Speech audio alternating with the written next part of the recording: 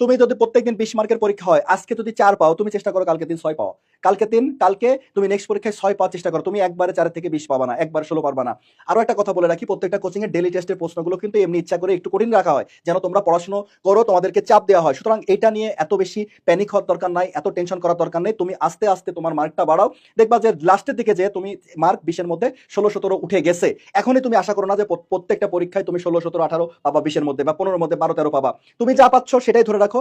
যেটা পাচ্ছ এইটা নিয়ে, মানে যা পাচ্ছি না এইটা নিয়ে হতাশ হওয়ার থেকে ইম্পর্টেন্ট যেটা, যে তুমি কোনটা কোনটা পারো না সেটা নিয়ে কি রিসার্চ করো বাসায়, যে আমি আজকে 15টার প্রশ্ন আসলো, আমি 5টা পারছি, ধরো আমরা 5টা পারছি, বাকি যে 10টা আমি পারলাম না, এই 10টা কেন পারলাম না, এইটা যে দিয়ে যদি তুমি রিসার্চ করো, তাহলে তোমার এই পরীক্ষাগুলো ইফেক্টিভ। না হলে কিন্তু এই পরীক্ষা দিয়ে, আমি আজকে পরীক্ষা দিলাম 15টার মধ্যে 5টা পাইছি, 5টা হয়েছে, 10টা ভুল, খুব হতাশ, খুব মন খারাপ করে রেখে দিছি, না, এরকম করলে হবে না। তুমি যেগুলো ভুল যাচ্ছে, কোন কনসেপ্টের থেকে প্রশ্ন আসছে, তুমি কেন পারলে না, তুমি কি পড়ছো, তোমার পড়া এবং এই প্রশ্নের মধ্যে পার্থক্যটা কোথায়, লিঙ্ক আপটা কোথায়, যে আমি এই টপিক পড়ে যাচ্ছি, পরীক্ষায় আসতেছে এটা কেন, এটা আসতেছে কেন, এটা পারতেছি না, এইগুলো নিয়ে চিন্তা করো, তাহলে তোমার ডেইলি পরীক্ষাগুলো দিয়ে লাভ হবে।